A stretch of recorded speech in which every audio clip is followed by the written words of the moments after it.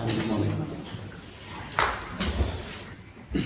Good morning all. We are here for a hearing in the matter of CFI-033-2017 before His Excellency Justice Omar Al-Muhairi. The claimant is represented by Baker McKenzie. Lead counsel is Mazrouei Mustani. Assisting is Hezeem Al-Baisi. The second defendant is represented by Global Advocacy and Counsel. Lead counsel is Nima Hour and assisting is Sharon Lakan. The third defendant is represented by Squire, Patton, Boggs. Lead counsel is Alain Farhad. Assisting is Dilqueen Tanoy. Thank you for coming today. I believe I have two applications, permission to appeal from the second defendant and third defendant. Any more defendants appear here? Okay. I believe there is an other application filed before a different judge for permission to appeal from the sixth defendant. Hannah? From the sixth defendant? The fifth defendant. Fifth defendant. So now, each defendant as a litigant person, or some of them represented by your office? So, Global Advocacy and Legal Counsel, together with Al-Amran Law Firm, are representing the second defendant and the fifth defendant. Second and fifth. However, for the sake of today's proceedings, we are here in the capacity as a representative of the second defendant only. The fifth defendant doesn't have an application for hearing today. Okay, fine, great. And the third defendant? Yes. Mr. Good morning, Your Excellency. We represent the third defendant, Mr. Mohammed, Jawdat, Ayesh, Mustafa, Al-Barghouthi. Fine. Permission to appeal as well. Permission to appeal, that's and as can I say a joint application, or each of you will represent as? They are separate applications. Separate application. Fine. Mr. Bustani, then the second defendant will start, then move to the third, and then go ahead. Thank you, Your Honour. Have a seat, please.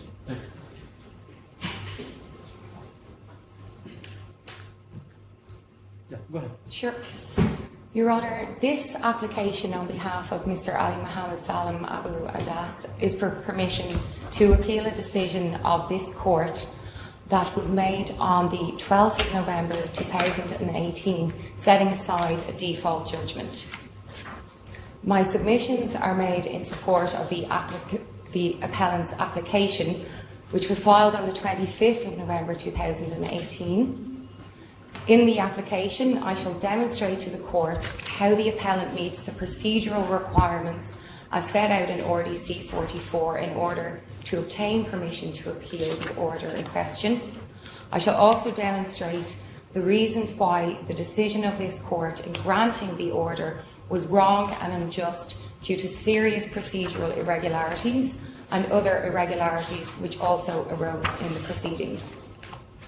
Additionally, I shall address each of the 7 grounds upon which the appeal is based and demonstrate how the learned judge erred in fact and or in law in respect of each of those grounds.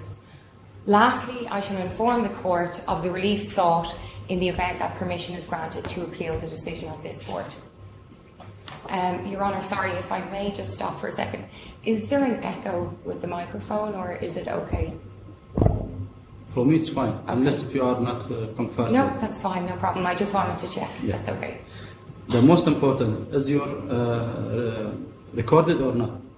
It's working? It's okay. Okay, thank you. Your Honour, by way of background, this application stems from proceedings whereby the claimant obtained a default judgment as against the 6 defendants in the proceedings.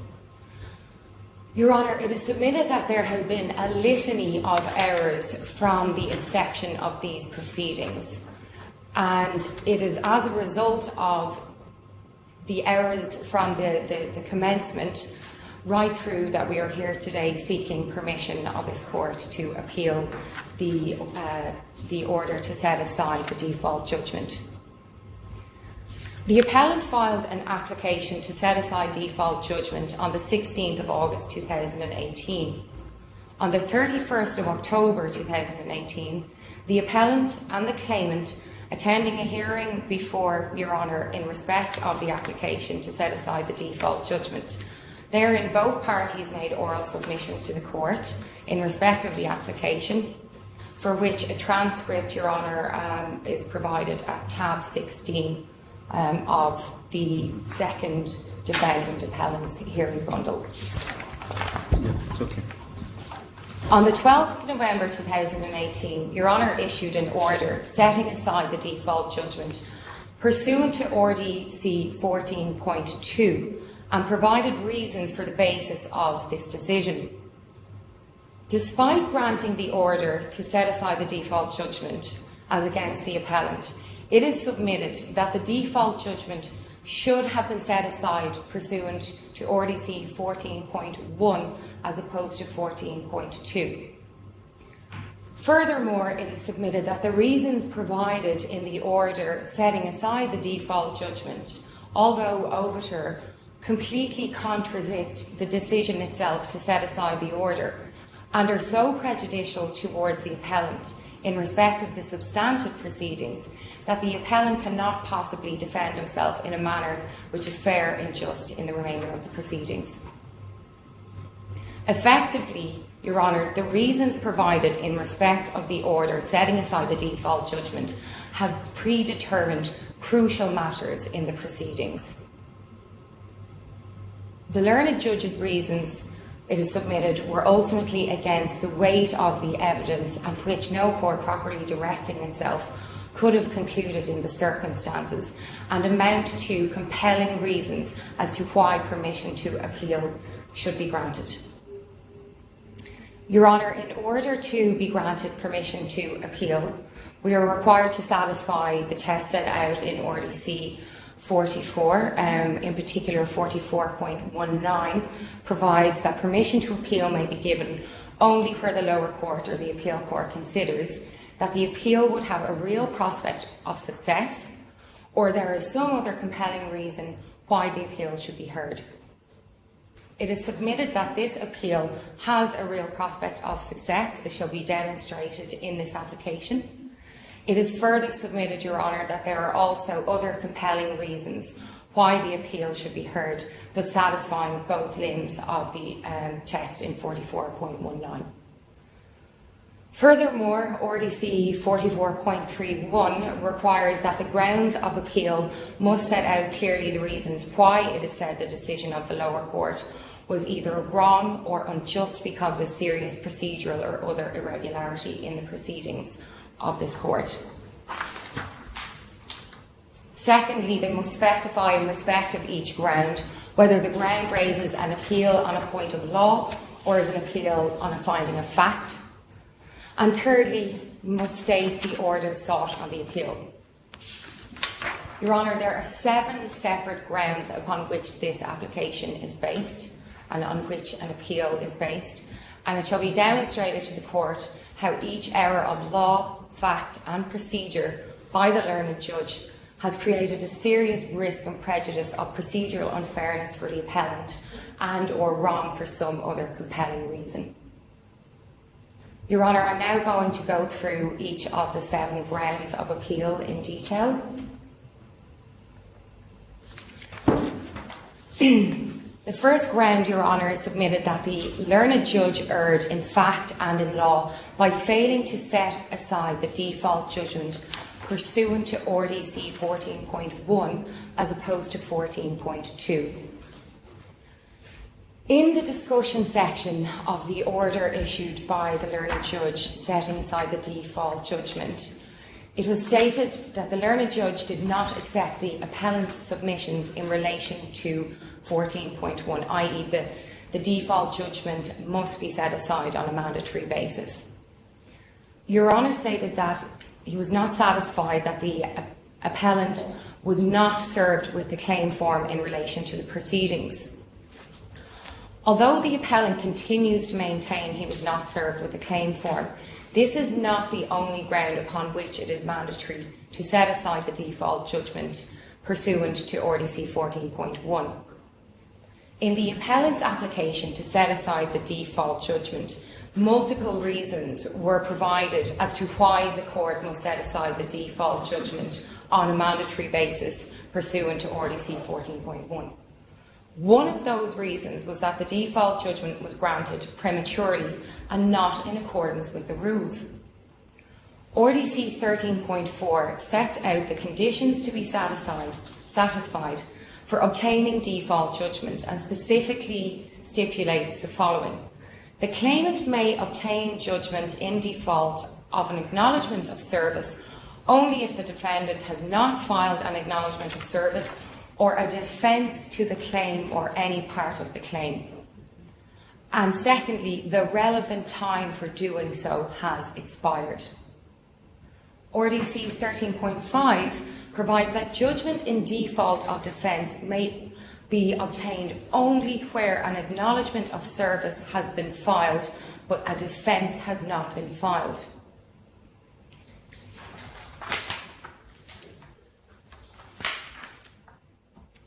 RDC 13.5 further provides that in a counterclaim made under Rule 21.7, where a defence has not been filed and in either case the relevant time limit for doing so has expired. Now, in respect of the permitted time frame for filing a defence, RDC 16.9 provides the following. The general rule is that the period for filing a defence is if the defendant files an acknowledgement of service under Part 11, 28 days after service of the particulars of claim. Now, Your Honour, if we look to the chronology of events leading up to the granting of the default judgment, the particulars of claim were filed on the 3rd of October 2017. Now, although it is submitted that BSA were not instructed to act on behalf of the appellant, they nevertheless... This is the differences between you and me. I reach a conclusion that BSAs represent all defendants. That's why I reach this conclusion. So now you're challenging my conclusion because you don't consider BSA as representing all defendants. Your Honour, even... and I was just about to come to it. Even if you decided that BSA were in fact correctly instructed and were correctly representing our client, the default judgment application and the subsequent default judgment that was granted was not done within the correct time limits. If BSA were acting on behalf of our client, they had 28 days to file a defence. However, the default judgment was granted even before the 28 days had expired. So whether or not you're of the opinion that BSA were acting as our client's legal representatives is, in relation to this particular point, neither here nor there. The point is that the default judgment was granted prematurely, the application for the default judgment was made prematurely, and the default judgment should never have been granted in the first place because the time limits were not complied with, either by the application which was submitted on behalf of the complainant or by the judicial officer who issued the default judgment. Okay, I got your point.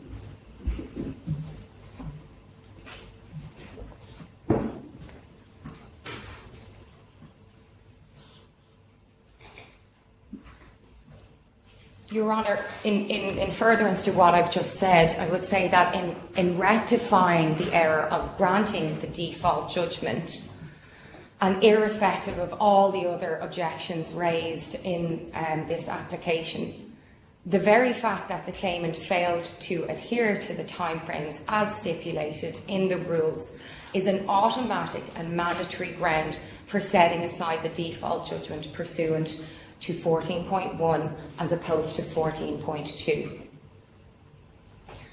It is further submitted, Your Honour, that the right to defend oneself and the right to fair procedures and due process are the basic principles of any respectable legal system, and the parameters established in the rules which protect those rights should be safeguarded as opposed to being disregarded as they have been in these proceedings, and not just by the appellant, but in relation to all the defendants. It is respectfully submitted, Your Honour, that the learned judge failed to apply the mandatory nature of the rules in the event where a default judgment is granted in the manner in which it was. And, Your Honour, it is for that reason that it is submitted that the learned judge erred in relation to this particular point. The second ground for appeal, Your Honour, is that the learned judge erred in fact and in law by relying on inadmissible evidence and concluding that the claim form in the substantive proceedings was delivered and served on the appellant. The appellant's application to set aside the default judgment was supported, Your Honour, primarily by 2 witness statements amongst other evidence. And those witness statements and other evidence were entered into evidence in accordance with the rules. As required under the rules in respect of an application to set aside a default judgment, the claimant should have submitted their evidence in answer no later than the 2nd of September 2018. However, they didn't actually submit their evidence in answer until some 52 days after the deadline, which was on the 25th of October 2018. Now, this is in relation to the application to set aside the default judgment. The claimant also purported to include evidence for the set-aside hearing by email to the appellant's counsel, attaching documents for inclusion in the hearing bundle. And, Your Honour, you will find those documents at tab 20 of the hearing bundle for the second defendant appellant. Aramex? Yes, the Aramex confirmation. Your Honour, these documents were relied upon by the claimant in defending the application to set aside the default judgment, despite not having been included in evidence in accordance with the rules. And not only were they relied on to defend the application to set aside the default judgment, but they were also relied upon as proof that the appellant had in fact been served with a claim form in the first instance. Your Honour, if I can just take you to that tab 20 and we look at this Aramex document.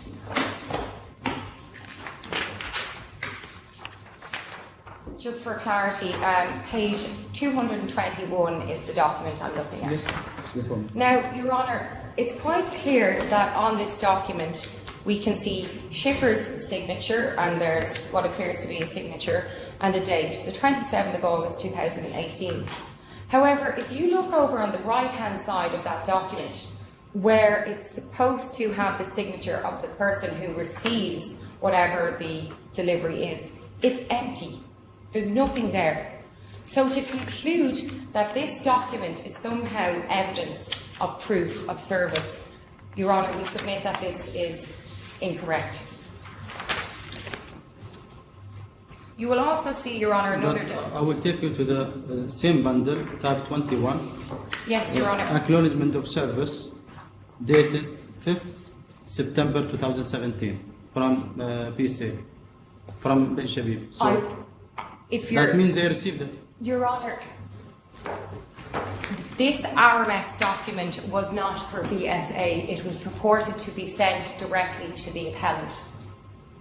The acknowledgement of service from BSA, if you want me to deal with that now, Your Honour, I'm quite happy to. However, I was going to come to it in one of the subsequent grounds. Okay, now we'll go in order as you wish, and we'll come to this point.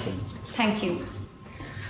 So just to reiterate, Your Honour, the Aramex document, it wasn't purported to be sent to BSA. It was purported to be sent to the appellant. And there is no signature whatsoever showing that not even the appellant, but anyone on his behalf actually received whatever it is that was supposed to be received. Also submitted into evidence,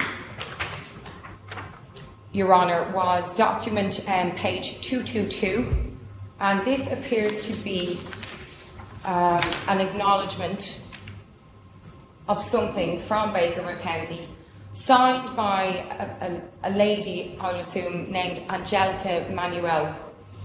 Your Honour, our client has given in his witness statement evidence a response in relation to this, and also submissions were made by my colleague Miss Lacken at the hearing, categorically denying any knowledge of who this woman is.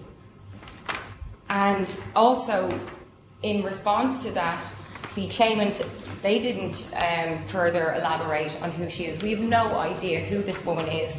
And I would also inform Your Honour that attempts were even made to try and contact Miss Manuel on the phone number provided. However, the phone number, you will see, is written in a way that is quite elusive almost, and it's not possible to make out even the numbers correctly. Different variations were tried, however this number, it doesn't seem to exist. Your Honour, the point is that relying on these documents, and in particular the RMX document, as was done so and as was referred to in the reasons of the decision, we say, Your Honour, this was incorrect and this was an error on behalf of the learned judge, because these documents are not conclusive evidence that the appellant actually received the claim form in accordance with the way they've been presented by the claimant.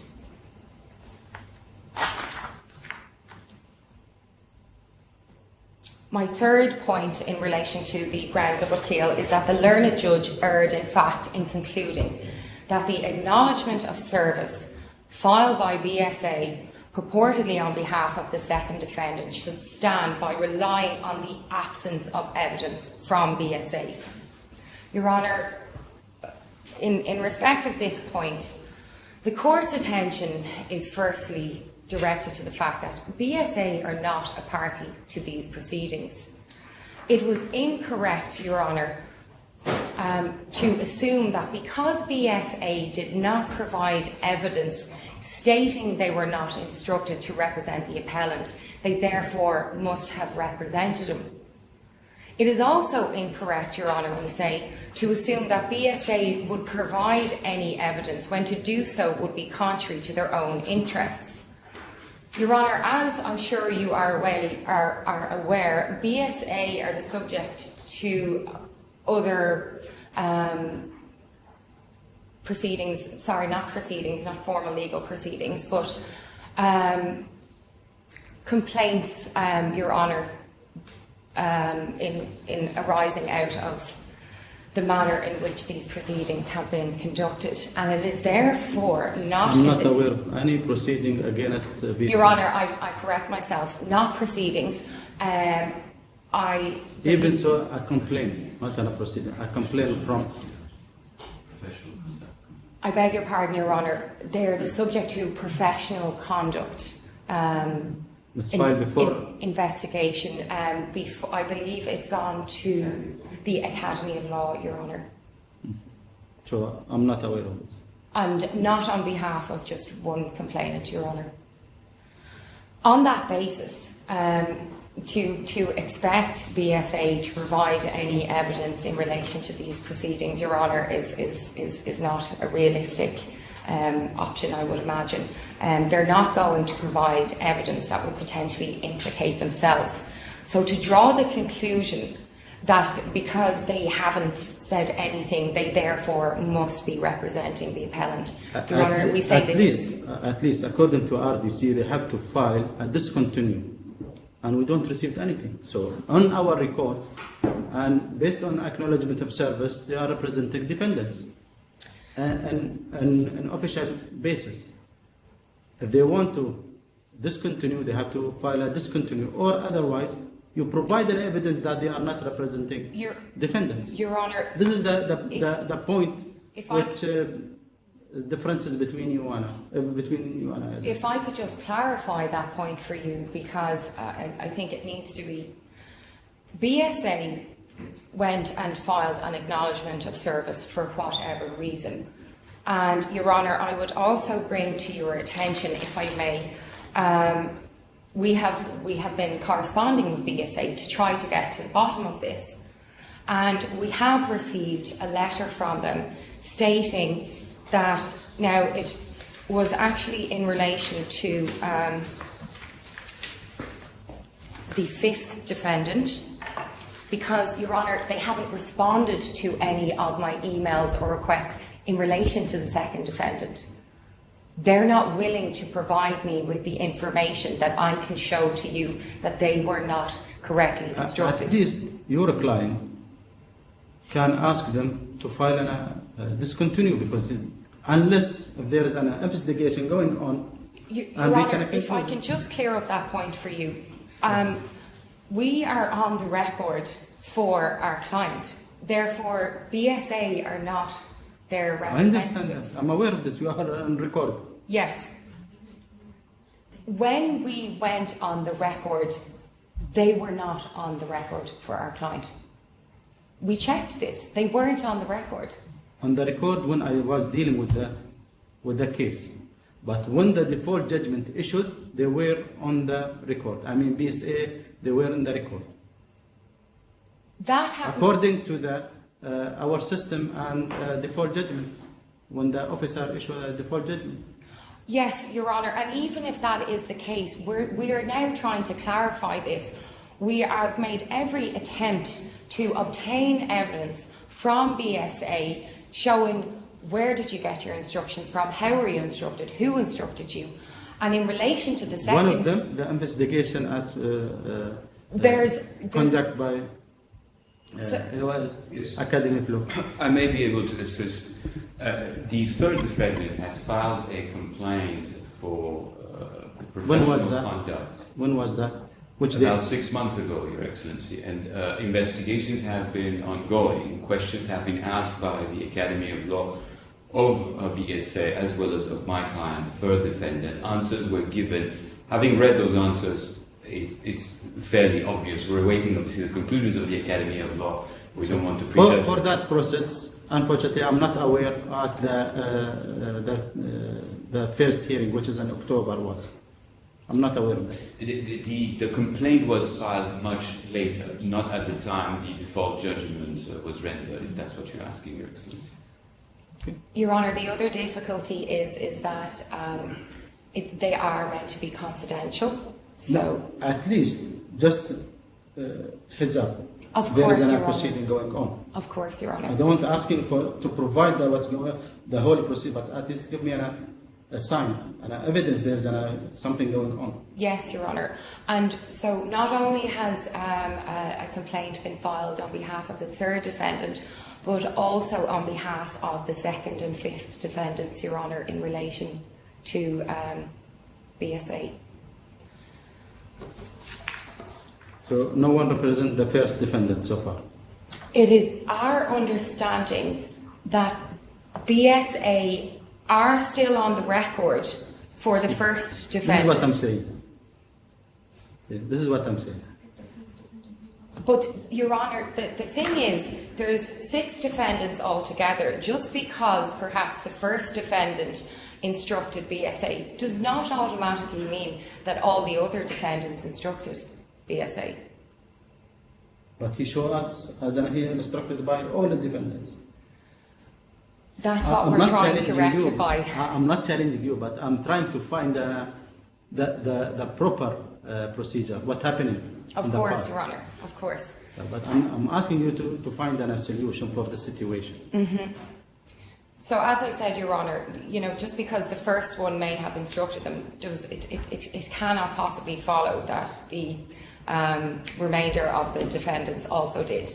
Even more so, Your Honour, in relation to the second defendant. And this was raised at the hearing for the set-aside application. BSA, at the time of the proceedings, were also representing an opponent of the second defendant at the same time in proceedings in the Dubai courts. So if our client did in fact instruct, it would have been ludicrous when they were also representing his opponent in other proceedings. It simply doesn't make sense to conclude that they were correctly instructed by our client. based on the evidence that was put before the court at the application to set aside the default judgment. Do you think it will help if the DIFC court registry write to BSA seeking a clarification? Are they representing? Your Honour, I would recommend anyone who can write to them and seek clarification does so, because I know we've tried. I understand that Squire, Patton, Boggs have tried. I understand that the Academy of Law have tried, and none of us have got the answers that we're looking for. If I may add to this, Your Excellency, during the investigations which are ongoing from the Academy of Law, questions were asked of BSA, answers were provided, and we have seen those answers, and we don't find them convincing or satisfactory. We're obviously letting the Academy of Law come to its own conclusions, but that process is pending.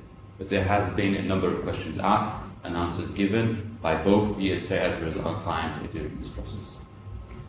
Personally, I can confirm that Global sent BSA several email correspondence and letters expressly identifying very specific information, simply a copy of the instruction, and we haven't even been provided with that.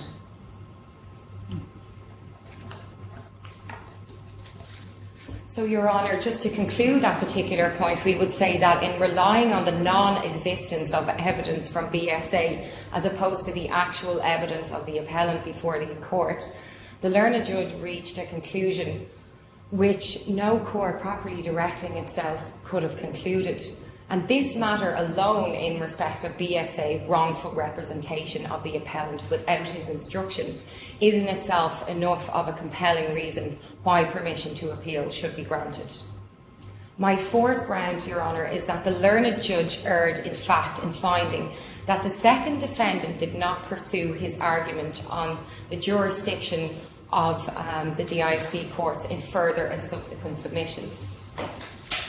Your Honour, I would direct you to tab 10, page 60, which is in relation to the order, paragraph 1 of the discussion, which states, as to the second defendant's brief mention of his application that the DIFC courts do not have jurisdiction to hear this claim, I will note that the second defendant has not pursued this argument in further and subsequent submissions.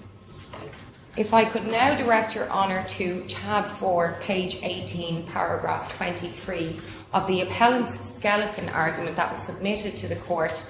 It was filed on the 29th of October 2018 in preparation for the appellant's application to set aside the default judgment. Which page, please? Sorry, Your Honour, that is page 18, paragraph 23. Sorry, I beg your pardon, tab 4. Okay, I'm in tab 4. Page 18. Page 18, paragraph 23. Go ahead. And it states, so this was in the skeleton argument on behalf of the appellant, allowing the default judgment to remain as against the second defendant will cause extreme prejudice to the second defendant, depriving him of his right to challenge the jurisdiction of the DIFC court and or defend the proceedings, and thereby having the effect of driving the second defendant from the court. I'll now draw your attention, Your Honour, to the transcript, and that's at tab 16, pages 188 to 191 of the bundle. And you will see there, Your Honour, where my colleague Miss Lacken, who was counsel on the day, clearly addresses the issue of a jurisdictional challenge on behalf of the appellant.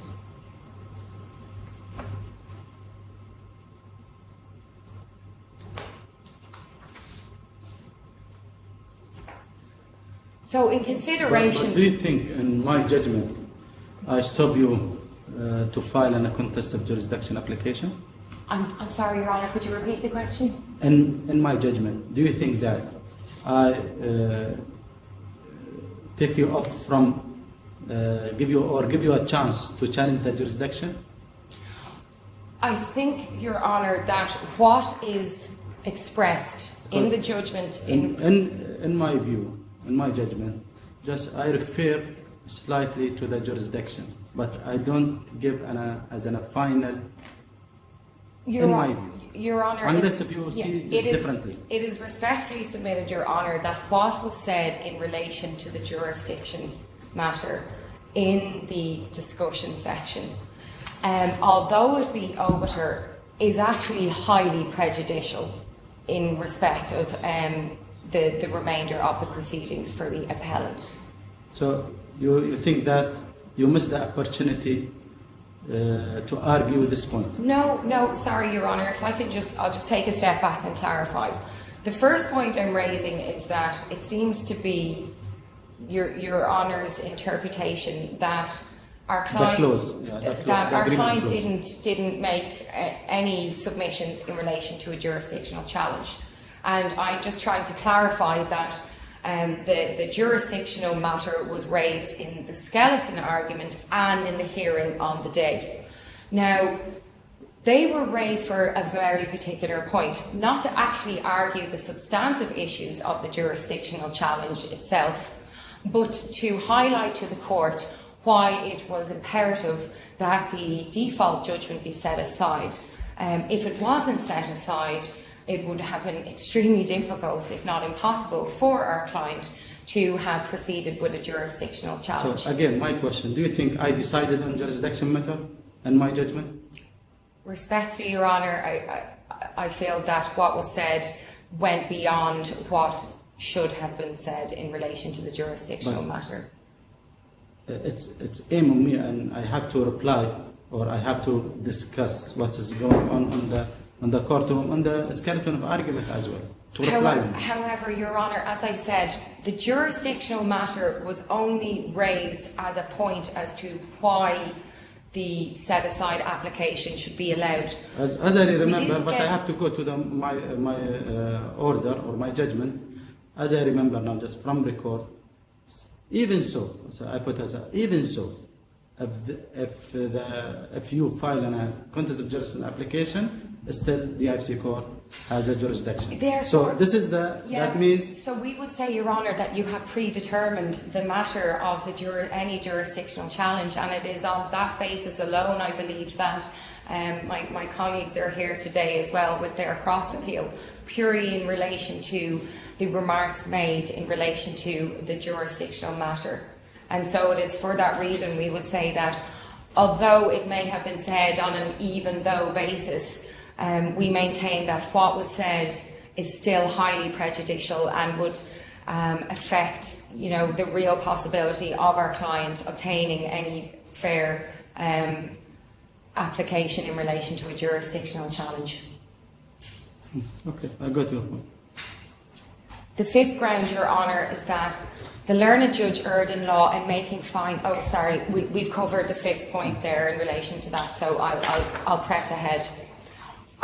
Your Honour, we would also just add on to the jurisdictional point that we've just dealt with, that in essentially determining the matter, or at least predetermining the matter on the jurisdictional issue, that Your Honour acted ultra vires the jurisdiction. The application before Your Honour was in relation to setting aside the default judgment. And Your Honour, it is respectfully submitted that any application in respect of a jurisdictional challenge should be made pursuant to Part 12 of the RDC, or indeed by filing an application under the arbitration law and in conjunction with Part 43 of the RDC. My final point, Your Honour, is that the final ground for appeal, I should say, is that the learned judge erred in fact in finding that the other defendants to the proceedings had not contested the jurisdiction of the DIFC courts.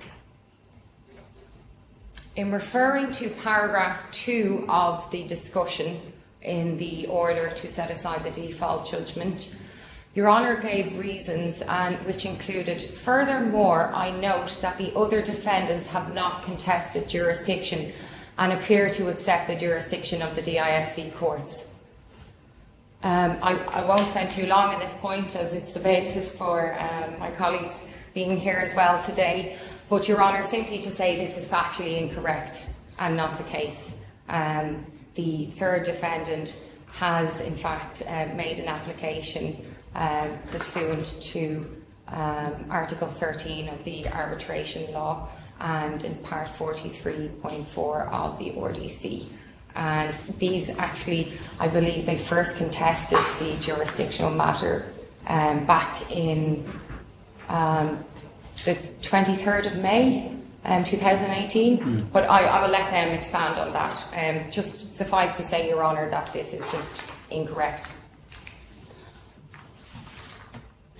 Your Honour, it was included in the skeleton argument what the relief would be sought if we were successful in obtaining permission to appeal. Do you want me to proceed and repeat the relief sought? What you want to say? Go ahead, finish it. Sorry, just the relief sought in the event that we're successful and you grant permission to appeal.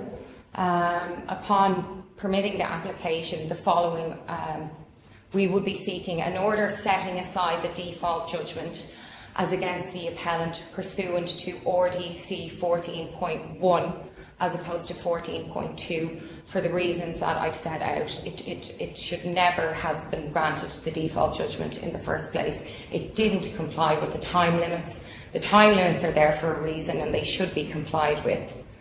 We'll also be seeking a declaration that the appellant did not instruct BSA to act on their behalf in respect of the proceedings. So this matter will, if I give you a permission... Exactly. This is the relief sought in the appeal. In the appeal process, yeah. Appeal court. A declaration that the appellant was not served with the claim form in accordance with the requirements of the rules.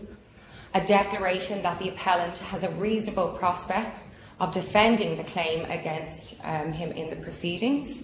Obviously costs and any other order deemed appropriate by the court. If there's anything further I can assist you with at this point, Your Honour, other than that, my submissions are complete. Thank you. Thank you.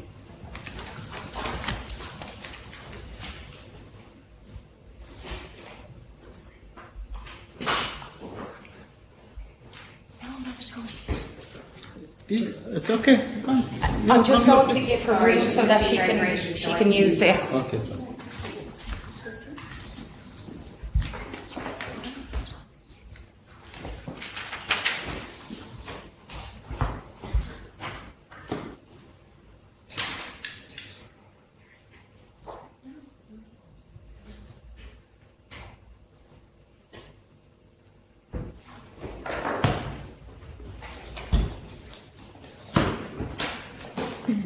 Now, Mr. Barghouthi, you're going to...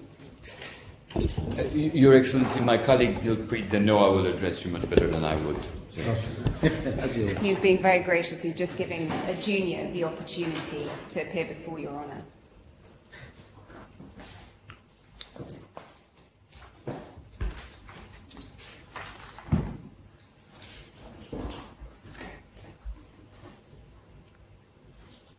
Yeah, go ahead. Your Honour, you've obviously had the opportunity of reading the papers that have been put before you by the various parties. And so I don't propose to take you in any great detail through those. If you may, on regard the timeline, when you file your application for permission to appeal? Of course, and I was going to take you through the specific background to that. And in relation to the permission to appeal, that application, Your Honour, was filed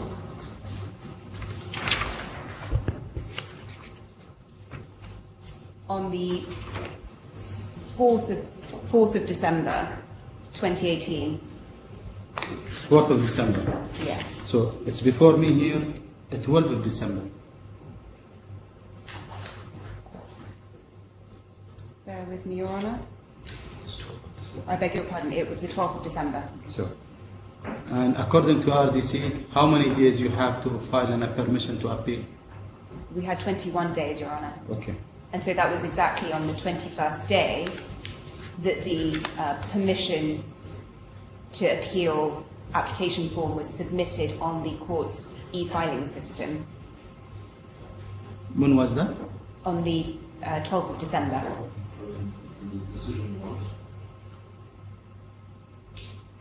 So I'm very unclear as to whether my learned friend Mr. Bustani wishes me to address him or... No, that's me. It's okay. Yeah. Because I'm confused. I don't hear...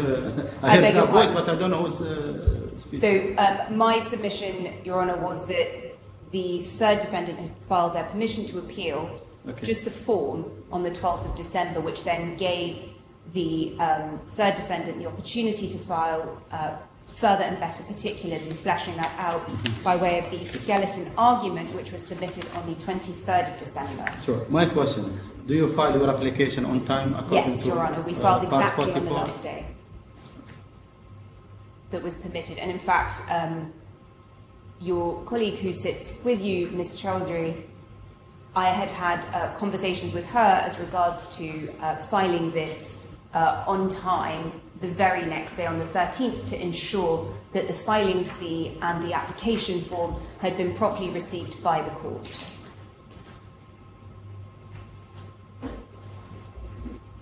Uh, 21 clear day, right? Yes, Your Honour. This is what you want to say, not calendar day, clear day. Clear days.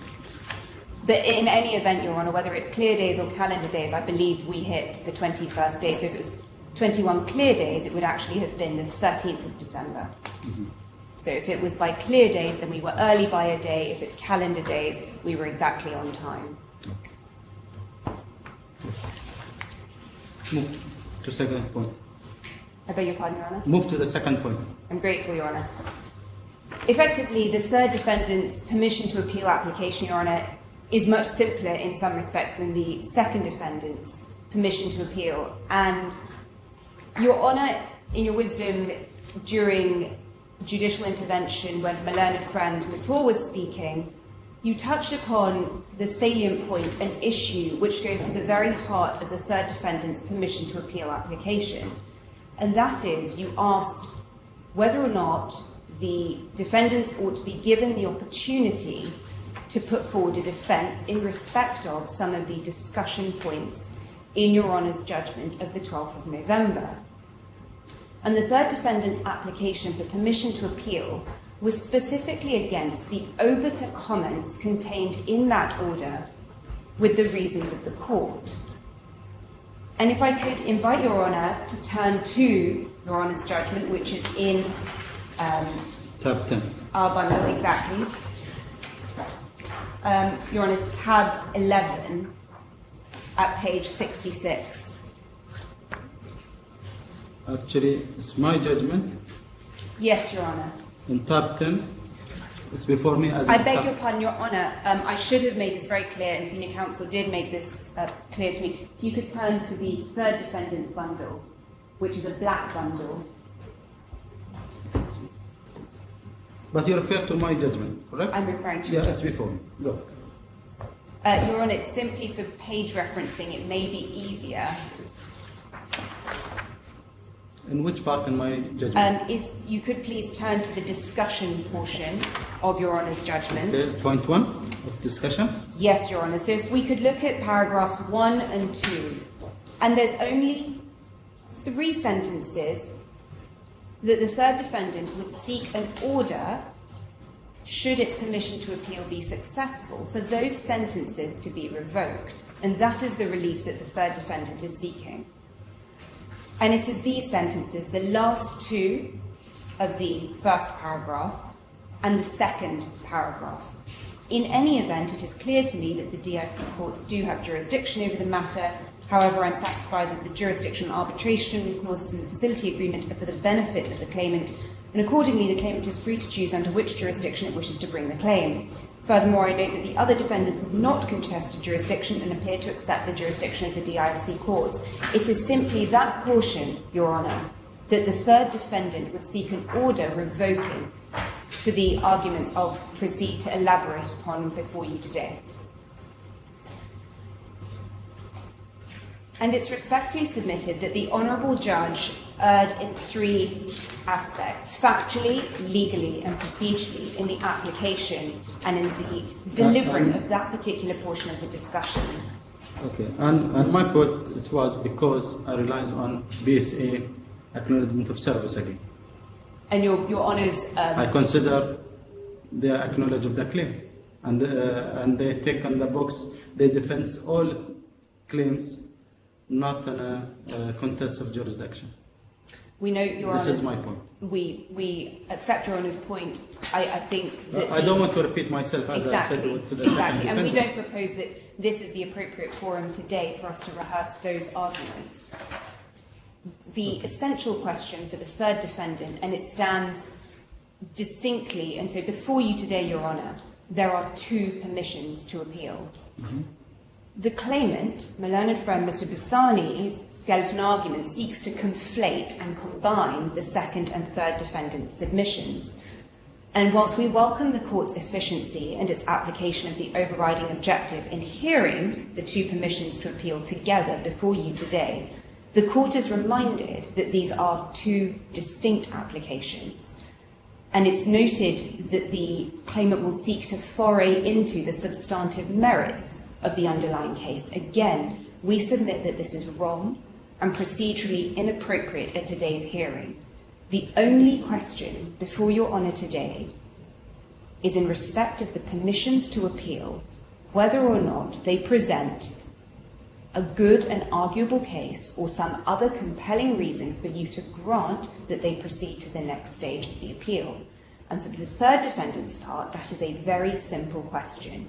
Do we present before you today, on behalf of our client, Mr. Barghouthi, in respect of those three sentences I drew Your Honour's attention to at the very beginning, that it is right and proper for those sentences to be revoked in order for the third defendant's case not to be prejudiced later on when it comes to the substantive hearing? And Your Honour, I do not propose that we go through the procedural history in any great detail. If I may turn for a moment.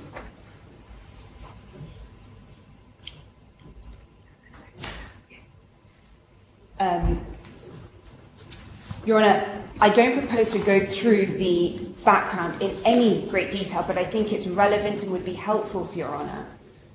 It's also contained in our skeleton argument, which is in the black bundle, Your Honour, behind tab 3 of the third defendant's bundle.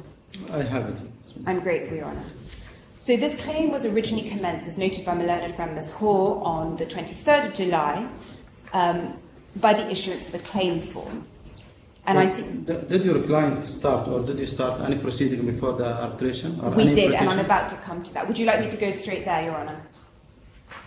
Whatever you like. Okay. I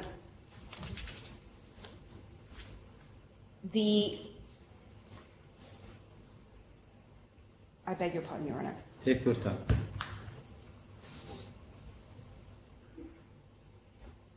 On the in May 2018, the 23rd of May, the 24th of May, the third defendant applied for the dismissal or stay of proceedings, effectively what we call the arbitration application. Okay. And that is contained in May behind 2017 or 2018. 18? And that is contained behind tab 7 of our bundle.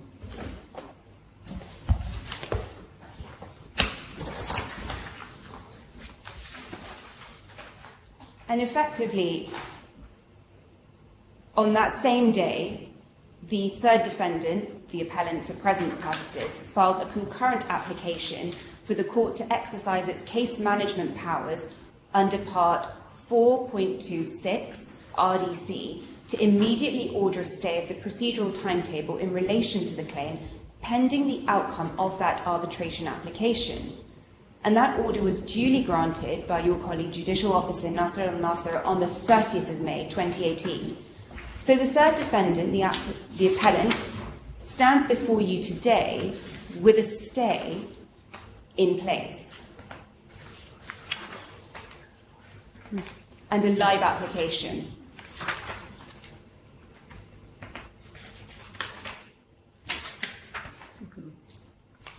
Your Honour, that order of your colleagues is behind tab 8 of our bundle.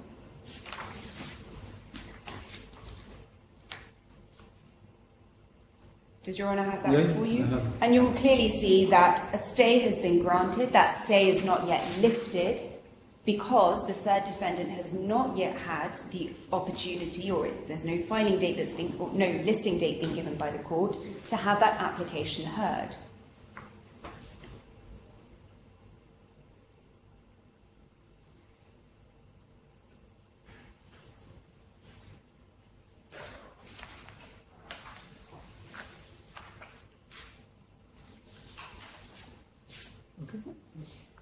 So, Your Honour, that's in essence the key salient points in terms of any procedural background, and I don't propose to ask the court's indulgence for further on that part.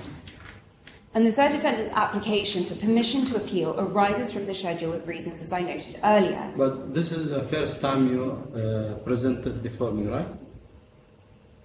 With respect to, Your Honour? As a procedure, you're filing in a procedure. Yes, Your Honour. Yes? Yes, Your Honour. So it was not before me at the October hearing, correct? That's right, Your Honour, because in the October hearing, and this is precisely, and Your Honour has been very helpful in ensuring that I can get through my submissions in fairly swift order, because, Your Honour, that hearing on the 31st of October 2018 now was the second defendant's application to set aside default judgment that was entered into, which is why we appear before you today, because in the court's decision that was rendered and handed down on the 12th of November, a decision was made, as pointed out in those 3 sentences, or findings were made in the discussion, that compelled the third defendant to make this permission to appeal application before you today on the basis that they were wrong in law, factually and procedurally. Because there are a procedure going on. That is correct, Your Honour. Yes. Which you refer me to the 25th of May 2018. That's right, Your Honour. Legally, we say that Your Honour erred as a matter of law in concluding that the claimant was free to choose under which jurisdiction it wishes to bring the claim. And the appellant submits that this is wholly incorrect as a matter of law governing this question, and furthermore, no basis was provided on which to make such obiter comments and conclusions.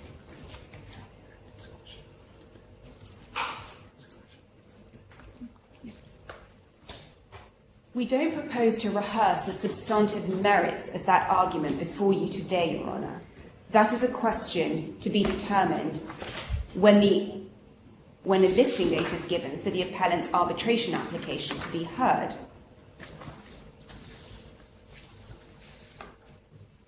We do make this single point, though, that the claimant was clearly not free to unilaterally determine under which jurisdiction it sought to bring proceedings, and the appellant, as I've said, doesn't consider it appropriate to reiterate the merits of the arbitration application. That wouldn't be appropriate before you today, Your Honour.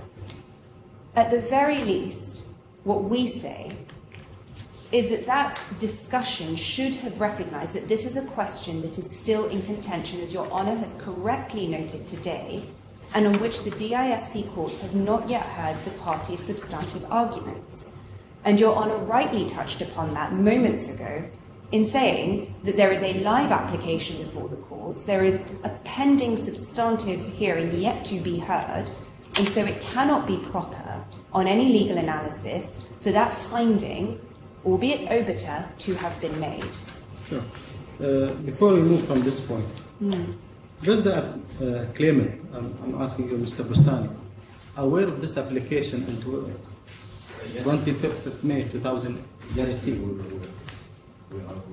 But you should disclose it to the court, correct? During the 31st of October 2018 hearing. Your Honor, the 31st of October hearing was in relation to Yeah, I understand. But you are aware there is a proceeding going on. There's no proceeding. There was no listing, Your Honor. But there is an application made by the... Yeah, there is an application. And that application is part of the whole case proceeding. Anyway, we'll come to this point in the next.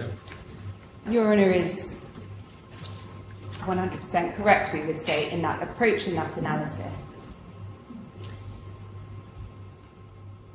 Legally, we say that, I beg your pardon, so that was on the legal point. Factually, we submit that the court erred as a matter of fact in stating that the appellant and other defendants had not contested jurisdiction and appeared to accept the jurisdiction of the DIFC courts.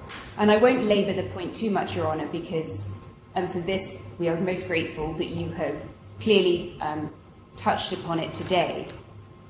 But the third defendant's arbitration application has been pending since the 23rd of May 2018. The statement which was made in that discussion of the order that was handed down on the 12th of November 2018 said, "I note that the other defendants have not contested jurisdiction and appear to accept the jurisdiction of the DIFC courts." Now, this statement, Your Honour, stands in complete disregard of the fact that of our arbitration application having been pending for some 6 months prior to that judgment. The judge, and we submit that the court was plainly wrong, therefore, in making that comment. Furthermore, we say it was not substantiated as to why that position had been adopted. Procedurally, Your Honour, we turn to the third ground of our appeal, in which we say that the court erred as a matter of procedure in providing such obiter conclusions on issues that fall to be decided in the appellant's pending arbitration application. So in addition to that part of the discussion being wrong as a matter of law and fact, as we've already set out, the obiter comments provided in the discussion portion in those 3 sentences constitute serious procedural irregularity and a violation of due process. And it's our submission, Your Honour, that it cannot be correct, and indeed is wrong, to use the terminology of the case law, and unjust for the court to make such obiter comments on points which are the subject of a pending application, and on which the appellant, the third defendant, would have wanted to have made representations. And Your Honour correctly touched upon this when you asked my learned friend Miss Hall, would you have liked to have made submissions in relation to this? Would you have liked to have put your defence forward? And Your Honour was completely correct in asking that question, because the answer is a resounding yes. In light of the third defendant's pending arbitration application, Your Honour will forgive me for continually referring to us as the third defendant as opposed to the appellant, simply because you have 2 appellants before you today. We submit that it was inappropriate, ill-timed, and wholly an incorrect moment for the court to have made such obiter comments under the guise of determining the second defendant's set-aside application. And the reason we are concerned about this, and this permission to appeal application was put in, was that because obiter comments, as Your Honour is well aware, give an indication of the court having prejudged the issues that are currently pending for substantive determination. Now, as noted in the case of Aeroflot, if I could invite Your Honour to turn to tab 4 in the defendant's legal authorities. So you'll notice, Your Honour, that our authorities are divided into 2 chunks. Okay. 2 parts, rather. 1 to 13, and then there's a big tab saying BLA. Yeah. Tab 4 behind there, Your Honour. Russian Airlines? Yes, Your Honour, exactly so. Now, Your Honour, I don't propose to go into principles that I have no doubt the court is more than well aware of, but we do think it is important to flag certain comments that have been made by Mr. Justice Warren in the Chancery Division on a similar matter that came before him, albeit the matrix of facts is different, but the points are salient and remain very relevant here.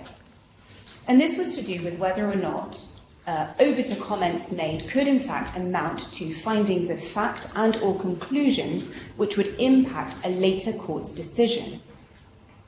And English law is cited here because, as Your Honour well knows, English law is often deferred to here in the DIFC courts. And at page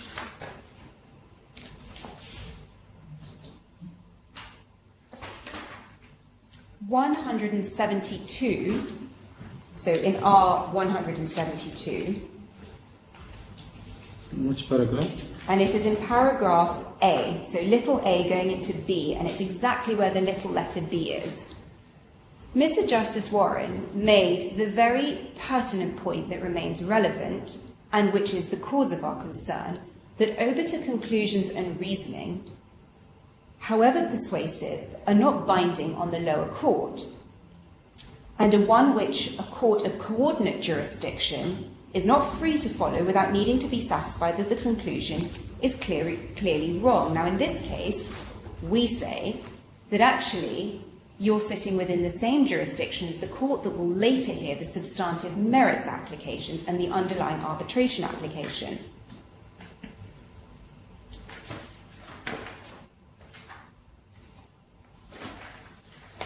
And if I could invite Your Honour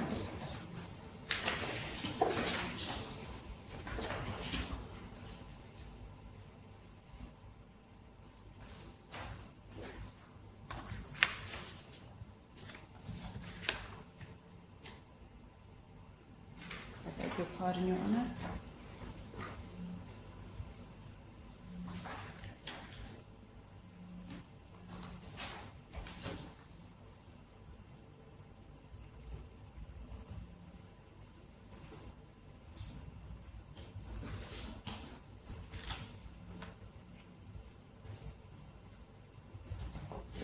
Here we go. Your Honour, Mr. Justice Warren said at page 174 of that judgment, paragraphs E to G,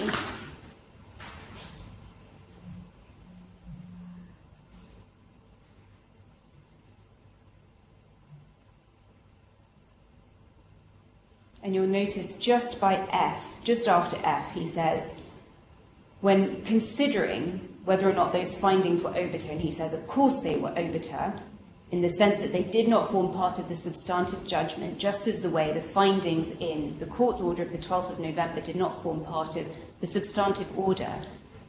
But he said what they did was to enter into a detailed analysis of the evidence and submissions and reach clear final conclusions. They went far beyond any expression of mere provisional views.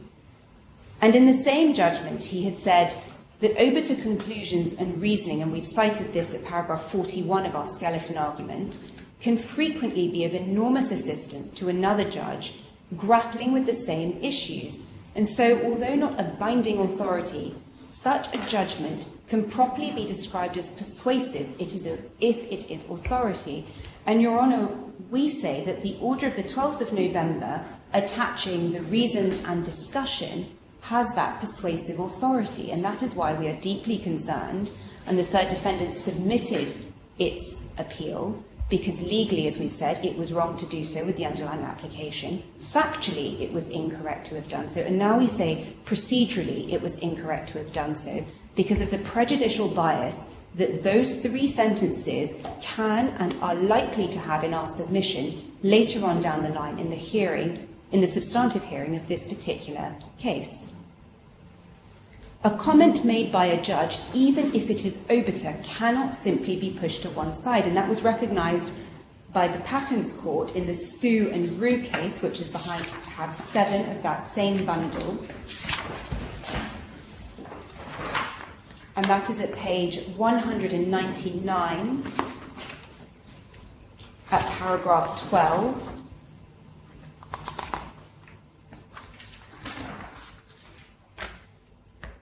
And Mr. Justice Burrs QC said that, moreover, even though it is inconvenient when talking about an obiter dictum of the court, it cannot simply be pushed to one side, and that's precisely the point that we make. Later on down the line, the discussions contained in those three sentences cannot simply be ignored because they came under the heading of discussion. They contain real and serious prejudicial bias as against the third defendant, and no doubt the other defendants, as you've heard before you today, with respect to my learned friend Ms. Hall's submissions, concerning the second defendant.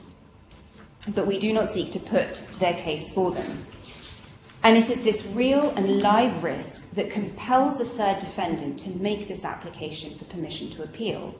And unless these errors are corrected and removed from the judgment, those 3 sentences we say, the appellant can have no confidence in the court's ability later down the line that its arbitration application will be determined fairly, openly, and with due process in mind. Because, Your Honour, the application that was before the court was simply whether or not default judgment that had been entered into with regards to the second defendant alone ought to be set aside.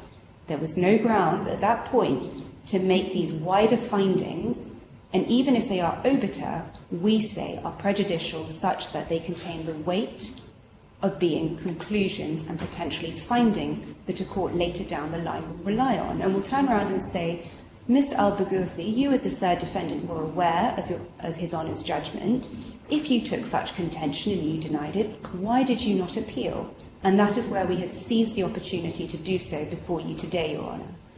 On that basis, we say that not only is there a realistic prospect of success, returning to the test that you, Your Honour, must ask before you, it is a simple and straightforward test. Our submission is that we have more than realistic prospects of success were we to go to appeal on this particular point for those 3 sentences to be revoked. We have also presented some other compelling reason. We're only required to satisfy one or other of the limbs of that test. In our submission, we've satisfied both. And the appellant's prospects of success easily exceed that low threshold of having a realistic, so a more than fanciful chance, as was alerted to in Swain and Hillman, the judgment which is in that bundle, but we do not seek the indulgence of the court's time any further, but it is referenced in our skeleton for Your Honour's consideration later. And we do exceed that low threshold of having a realistic chance of succeeding in this application.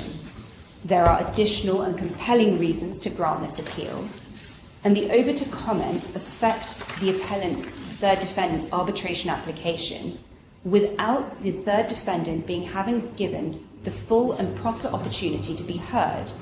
They thus affect the third defendant's right to due process.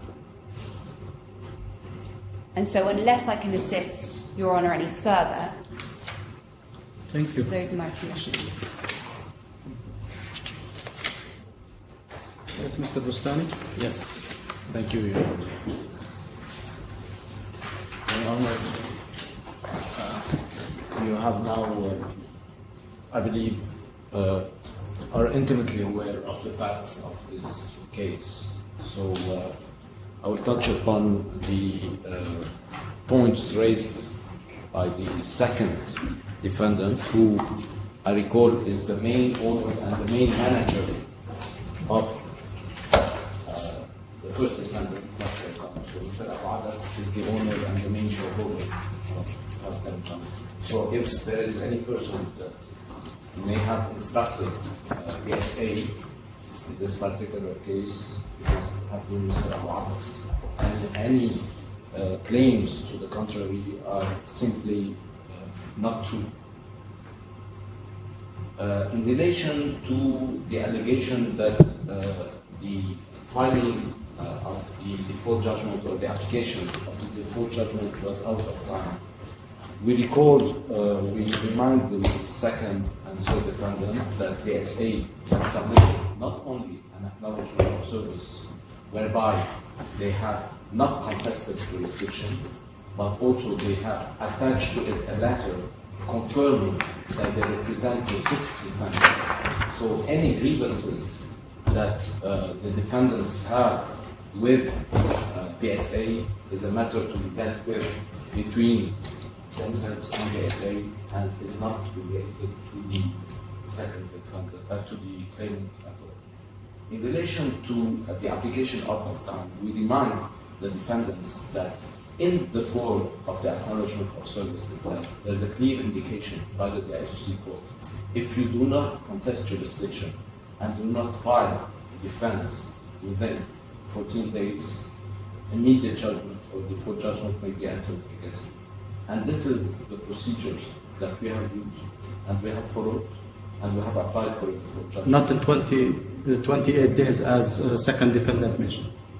This is, I believe there is a discussion around this particular point. However, we have followed the form that is clear, that clearly indicates that if you do not contest jurisdiction and you do not enter defense within 14 days before judgment may be entered against you. Yes, which is in part 12 of RDC. Absolutely. This is what we have followed, and on the basis of which we have obtained the full judgment.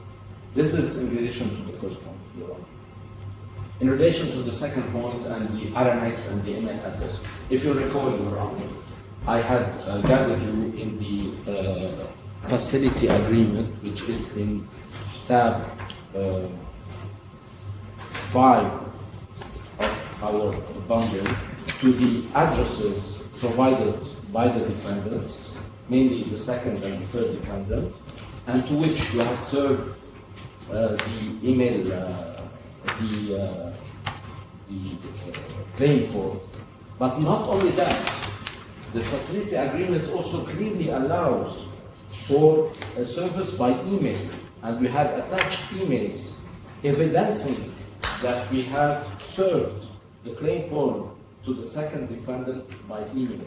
Therefore, any allegation by the second defendant that the claim form was not served or he was not aware of it is simply, again, not true. And on this basis, they have, in fact, engaged BSA, and indeed, 2 days later, BSA, so I refer you, Your Honor, to page 57 of the facility agreement, which is in tab 7.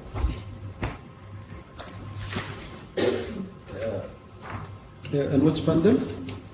Tab 7 of our tab 7 of the skeleton argument on behalf of the damages fund. What I have is here, the facility agreement, Yes. tab 3. Tab 7, page 57 thereof. But the facility agreement is before me in tab 3. Okay. So I refer to the Okay. That's just for record.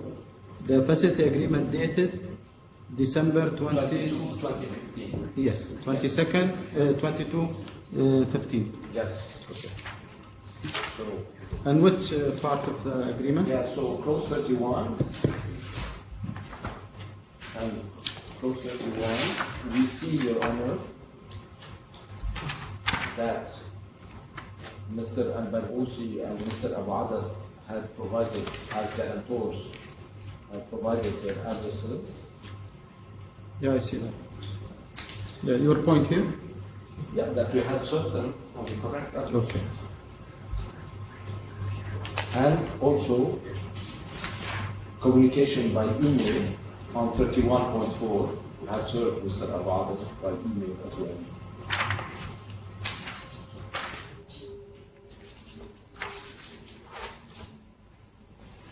As for the jurisdictional ground that is raised by both the second and third defendants, may I refer you, Your Honor, to clause 39 of the facility agreement that says clearly in 39.3, the parties agree that the courts of the DIFC are the most appropriate and convenient courts to settle disputes, and accordingly, no party will argue to the contrary. But mainly also clause 39.c, Your Honor, that provides that this clause 39.1 is for the benefit of the lender only. Therefore, any discussions about an option to arbitrate or to deviate from this clear wording of the clause is the wrong interpretation and the wrong reading of the agreement. Simply. Furthermore, Your Honor, all the defendants have signed first demand limited personal guarantee.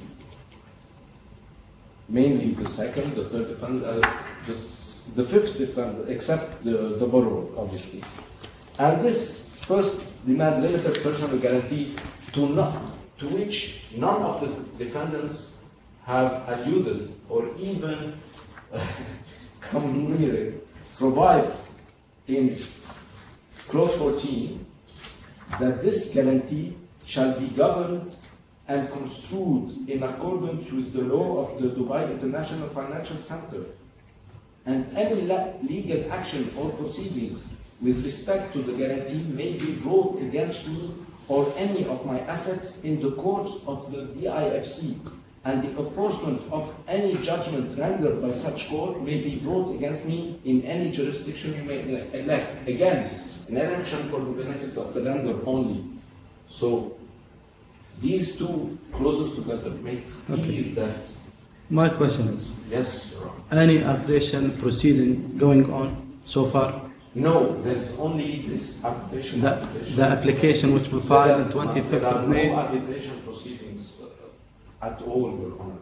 And we have, as claimants, have clearly elected to follow the clear wording of clause 49 and have opted for the DIFC court.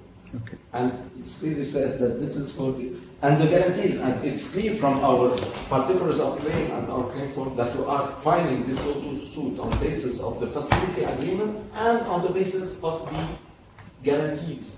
Okay. Now, Before we move, just I want to Yes. clarify from the third defendant. The application which you filed on 25th of May 2018, nothing happened since that day? There is no... No, Your Honor. We've sought a listing of a hearing for that application, and we've been waiting for that to happen. But there's no answer from the registry. There has never been an answer. Hannah, please clarify this point from you. The application which was filed by third defendant on 25th of May 2018. again, Your Honor, there are a grievance towards your decision that when you mentioned that none of the parties have contested jurisdiction. Indeed, you are absolutely right. Only the third defendant had started by contesting jurisdiction by relying on some unclear wording or some misinterpretation of the clause.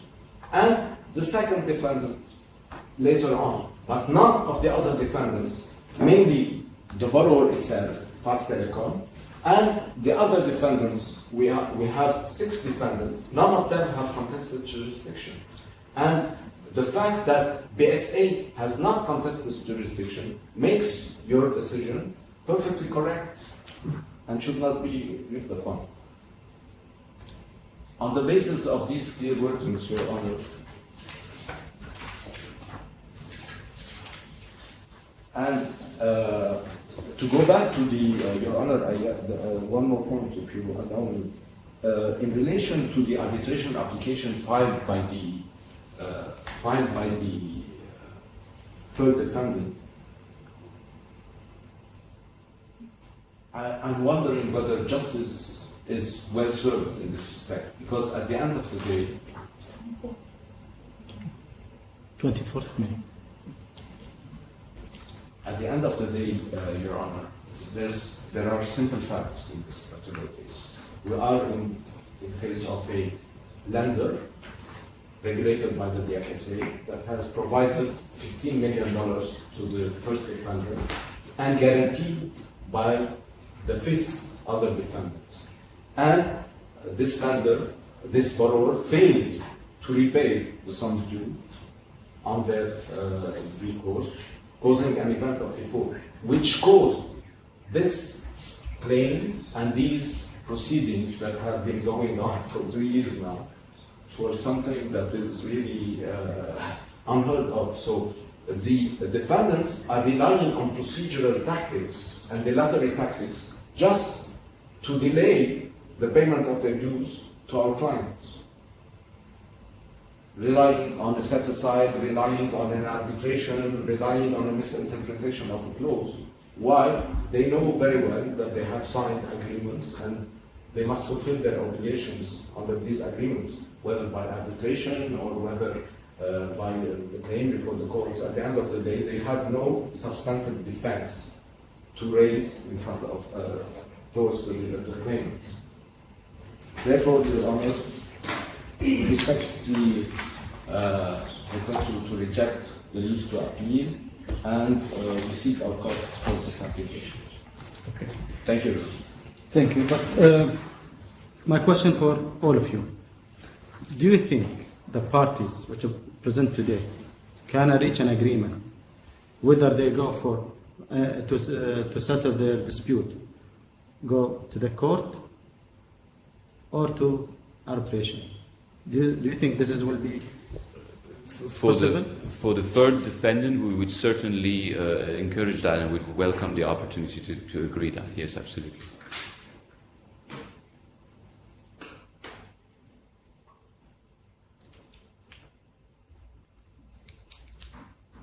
Your Honour, we would have to take Instruction from. instructions in relation to that. And Mr. Bustani, you think you will take an instruction from your client? Absolutely. We will take instructions from our client. However, Your Honor, I believe I don't argue your submissions, but I'm putting something on table for discussion, which is if you reach a settlement in regard the dispute where you're going to hear your dispute, is 50% of the, I can say, error proceeding will go away. And efficient time and cost as well. Absolutely. And that's why we definitely, personally, I would encourage my client to go for the DIFC. It's again, it's up to you. I don't push you to do something, but I'm putting something for discussion. Yes, go ahead. If you want to reply. Your Honour, yes, I would like to respond. Just to clear up just some basic facts, our client is not the manager of the company and has doesn't hold a position there anymore. And also, again, the point of raising the Aramex document, it is quite clear, it's in black and white, the document does not contain any signature, not even an X, any kind of a mark stating that the document was received by my client. Now, you can refer to facility agreements and addresses and all of those things that are in there, but the simple fact is that that Aramex document is not proof that anything was delivered to him because there's no signature on it, not only from our client, but anyone on his behalf. Yeah. So I just want to reiterate that point and make sure that it's understood. I think, Your Honour, the main errors that have, really hindered this entire process comes back to BSA purportedly representing all of the defendants. Now, we've already explained, Your Honour, that there are ongoing professional conduct complaints, and we have given evidence, and our client gave evidence in a witness statement before the court. He did not instruct them, and so have several of the other defendants. I don't think this point can be ignored any longer by the courts. Your Honour... But you presented today, for today hearing. No, Your Honour, this was presented before at the last hearing as well. On the day of the default judgment application, and it was in the witness statement evidence of our client. 2 witness statements, he did not instruct them. I think, Your Honour, he is in the best position to know whether he instructed somebody or not. And as I already mentioned, they were already representing his opponent in other proceedings at the same time in the Dubai courts. To come to a conclusion that they were correctly instructed, it's preposterous, to be quite honest, Your Honour. And so this matter needs to be addressed because everything seems to be stemming from the acknowledgement of service from BSA. And, Your Honour, the point is that setting aside the default application under 14.2, it actually prevents our client from proceeding with the jurisdictional objection. And it affects everything else as well. It affects the days, the time limits in which the default judgment should have been correctly filed and granted. Your Honour, there are the rules in place there. So and if the claimant wants to proceed... Yeah, I think this point is already raised. And if I give you a permission, save it to the Court of Appeal. Thank you, Your Honour. And just to summarise, I would finally just say that the 7 grounds that which we have submitted before the courts are sufficient each in their own to be substantial enough grounds for permission to appeal be granted. Thank you, Your Honour. Yes. You want to add something? Your Honour, yes. It was in relation to the submission date of the permission to appeal application. Your Honour, I had said to you earlier on the 12th of December, but you'll notice that I had faltered and said the 4th of December originally. And the reason is this, Your Honour. My colleague, Mr. Ronnie Pacht, had submitted an online on the e-registry portal on the 3rd of December because that was the 21st day after Your Honour's judgment dated the 12th of November. And so that fell 21 calendar days, and it was the 3rd of December. As Your Honour will recall, that was UAE National Day, and so the courts were closed on that day. However, we do have an email from Mr. Ronnie Pacht in which he said that it had to be uploaded to the e-registry. There was no option for him to get any sort of receipt because payment also needed to be received. The very next day, which was a working day in the UAE, my colleague, our paralegal, Mr. Ivan Texan, ensured that a wire transfer had been made because, as Your Honour will be aware, the rules, the RDC rules, make clear that where there is a bank holiday or it falls on a day when the courts are officially closed, the next day will be deemed acceptable. And so on that basis, the money, because the banks everywhere was closed on the 3rd, was transferred to the court on the 4th. This is the point which I want to hear at the beginning. I'm grateful for the court's But indulgence. I'm aware of this whole information. Yes. And I updated from the registry. So I want to use it in your submission. I'm grateful. I give you Your a Honour. hint at the beginning. I'm very grateful, Your Honour. And Ms. Jawdat and I have spoken numerous times because we were very keen to ensure that the court had received our application in a timely manner and by the deadline that had been stipulated in the court's rules. So it's exactly that. A wire transfer was made. Our appeal, the sealed copy, is dated the 12th of December, but in actual fact it was properly submitted and the filing fee by the court's own rules and procedures of the DIFC court, so it was done in time. It's simply that, as Ms. Chaudhry correctly noted in her email, the court cannot formally accept or provide a sealed copy until the monies for the filing fees have been received, but those were properly transferred. The grounds of appeal were properly submitted on the 3rd of December. I'm grateful. There's one final point, Your Honour, and it's this which deeply concerns the third defendant, and you've just heard from my learned friend, Ms. Hoare, and that is that Counsel for the claimant seeks to continually foray into the substantive merits. There has been no opportunity for the defendants, the third defendant in our submissions, to present any substantive defence on their case. So until that opportunity is given, we simply cannot go into the underlying merits of this particular matter that appears before you, be that on the question of jurisdiction and arbitration or the actual facility agreement itself. And that is causing some confusion, and we would like to make that plain from the outset. Other than that, we thank the court for its time. Thank you. So, I believe we fix a case management conference next week. So it depends to my decision today. We're going to deal with the case management conference hearing date.